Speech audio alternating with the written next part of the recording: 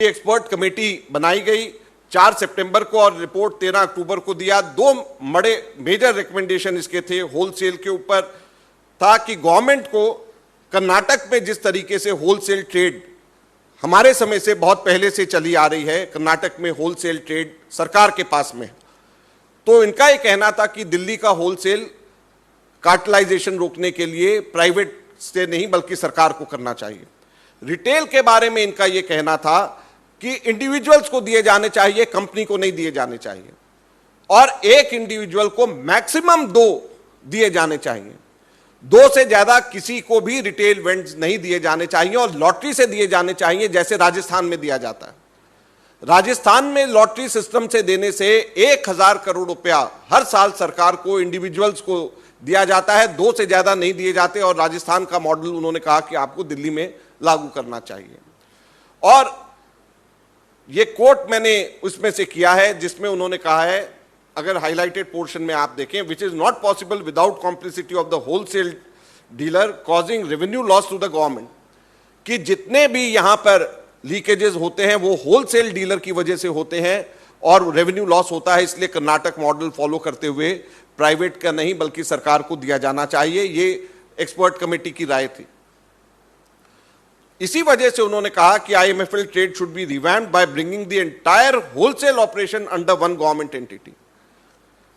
उसी तरीके से रिटेल के बारे में उन्होंने कहा कि there should be regular rotation of licences, also the licences should be granted to only one eligible individual who fulfil certain criteria.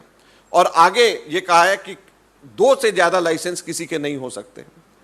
अब इन्होंने 2 से ज्यादा लाइसेंस नहीं हो सकते, 850 लगभग लाइसेंस होने थे, तो 425 लाइसेंस लगभग दिल्ली के अंदर होने चाहिए थे। इन्होंने 425 की जगह केवल 32 लाइसेंस इन्होंने दिए। पूरी दिल्ली को 32 जोन में बांट करके केवल 32 लाइसेंसेस दिए। दिल्ली के अंदर 4 सरकारी एजेंसीज, टूरिज्म की, डीएसआईडीसी की, सिविल सप्लाईज कॉरपोरेशन, ये 4 एजेंसीज दिल्ली के अंदर ऐसी हैं, कॉरपोरेशंस ऐसी हैं सरकार की, जो शराब के रिटेल का कारोबार करती थी। और उसके अलावा कांग्रेस के समय में प्राइवेट लोगों को भी, कुछ लोगों को रिटेल के अंदर काम करने का, इंडिविजुअल्स को काम करने के लिए लाइसेंस दिए गए थे। और ये सारे के सारे लाइसेंस या तो डीडीए के लोकल शॉपिंग सेंटर्स या मॉल्स के अंदर, कमर्शियल मॉल्स में थे। कोई भी रेजिडेंशियल एरिया के अंदर, और ये रेजिडेंशियल एरिया के अंदर शराब के ठेके खोलना बैन था, नेगेटिव लिस्ट के अंदर था। और ये मास्टर प्लान के अंदर 2007 में बतौर शहरी विकास मंत्री जब मैं लेकर के आया था, ये उसके अंदर था। तो लिकर शॉप नेगेटिव लिस्ट में था, शैल नॉट बी अलाउड। अब दिल्ली के अंदर जो 460 लगभग खोले हैं, 849 इनका टारगेट था, 460 के करीब जो खुले हैं, इनमें से 90% से ज्यादा ये रेजिडेंशियल एरियाज में। तो 90% से ज्यादा जो रेजिडेंशियल एरियाज में है, ये मास्टर प्लान की वायलेशन है। और इस वायलेशन को भारतीय जनता पार्टी की कॉरपोरेशन और डीडीए सील कर सकती थी, और इन्होंने उसमें से एक भी दुकान को सील नहीं किया। तो सबसे पहले तो आज मैं भारतीय जनता पार्टी, जिन्होंने सीबीआई में किया है, ठीक है, अच्छा किया करा है, लेकिन उनको यह भी जवाब देना चाहिए कि जो रेजिडेंशियल एरियाज में मास्टर प्लान की वायलेशन के हिसाब से, जिसको अभी मैंने बताया है, जो खोला गया है, तो 460 में से क्या उन्होंने एक भी दुकान कहीं पर भी डीडीए ने या एमसीडी ने सील किया है? और अगर नहीं किया है तो उस चीज का जिम्मेवार कौन है? 144.36 करोड़ का वेव ऑफ कर दिया लाइसेंस फीस शराब माफियाओं के, और यह कहा कि हमने कोविड में इन बेचारों को बहुत नुकसान हुआ, इसलिए इनसे पैसा 144 करोड़ रुपए माफ कर दिया जाए।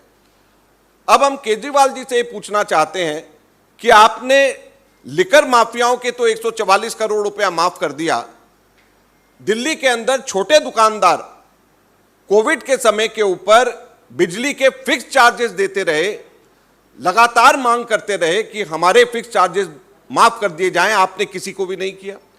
जो स्कूल के लोग, स्कूल चलाने वाले लोग थे, वो कहते थे कि हमें टीचर्स को तनख्वाह देनी पड़ रही है लेकिन बिजली के बिल हमारे को आ रहे हैं, हमारे को फीस नहीं मिल रही है, तो हमारे को मदद करी जाए। आपने स्कूल्स के लोगों को, आपकी तरफ आपका ध्यान नहीं गया, छोटे दुकानदारों की तरफ आपका ध्यान नहीं गया, किराएदारों की तरफ आपका ध्यान नहीं गया, मकान मालिकों के खिलाफ के तरफ आपका ध्यान नहीं गया। केवल और केवल लिकर माफिया को आपने 144 करोड़ रुपए आपने वेव ऑफ कर दिए। तो ये पॉलिसी शराब की पॉलिसी है, शराब माफियाओं के हक की पॉलिसी है, और आप उसके बाद महात्मा गांधी की समाधि के ऊपर जाकर के इसका ध्यान मोड़ने की कोशिश करते हैं। तो ये कहां की राजनीति है और कैसी राजनीति है? 30 करोड़ रुपए अर्नेस्ट मनी डिपॉजिट एयरपोर्ट के माफ कर दिया गया क्योंकि वो खोल नहीं पाया, वहां पे उसके ऊपर दया आ गई, और उसके बाद वो कोर्ट गया तो कोर्ट से भी उसको कोर्ट से भी कोई राहत नहीं मिली, लेकिन 30 करोड़ रुपया उसको माफ कर दिया क्योंकि उनको हमारे केजरीवाल साहब को और सिसोदिया जी को इनके ऊपर दया आ गई। मार्जिन ऑफ प्रॉफिट इनका रिटेल सेक्टर में 5% था, बढ़ा करके 12% कर दिया गया। 10% एनहांसमेंट लाइसेंस फीस की लेनी चाहते थे, वो भी इन लोगों ने नहीं बढ़ा करके किया। और पहला क्वार्टर 2022-23 का हमारे यहां पे दिल्ली में विस्की की सेल, शराब की सेल 59.6% बढ़ गई, और हमारे वाइन की सेल 87.25% बढ़ गई। लेकिन हमारा जो टारगेट है उसमें 1870 करोड़ रुपए के टारगेट के अंदर हमारी कमी आई है।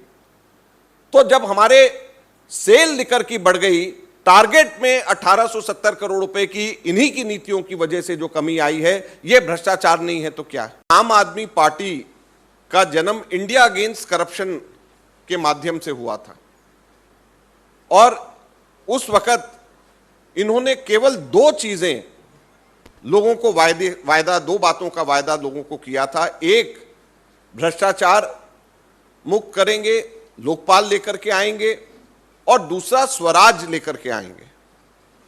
और ये दिल्ली की लिकर पॉलिसी और शराब घोटाला, स्वराज और भ्रष्टाचार, दोनों के जो आम आदमी पार्टी के जो फाउंडिंग प्रिंसिपल्स थे उसके खिलाफ में, और जो बात लेकर के लोगों के सामने आए थे उसके खिलाफ में। दुख की बात यह है कि आज जब शराब के अंदर घोटाले की बात करते हैं तो वो इसका जवाब नहीं देंगे, वो शिक्षा की बात करेंगे। जब हम शिक्षा के अंदर घोटाले की बात करेंगे तो वो शिक्षा की बात नहीं करेंगे, वो चिकित्सा की बात करेंगे। और जब हम चिकित्सा के घोटाले की बात करेंगे तो वो किसी और चीज के ऊपर उसकी बात करेंगे, वो उसकी बात नहीं करेंगे। तो आज हम लोग केजरीवाल जी से ये पूछना चाहते हैं, उन सरकार से पूछना चाहते हैं कि शराब घोटाले के बारे में उनका क्या कहना है, उनको सीधे सीधे इसके ऊपर जवाब देना चाहिए। और दूसरा, शुरू के अंदर ही मैं प्रेजेंटेशन इसके बाद में जैसे ही मैं कर रहा हूं, तो आप लोगों को मैं ये भी कहना चाहूंगा कि इसमें भाजपा भी अपने आप को किसी भी तरीके से इस भ्रष्टाचार से मुक्त नहीं कर सकती। भाजपा के एमसीडी और डीडीए भी इसमें संलग्न है, संलिप्त है।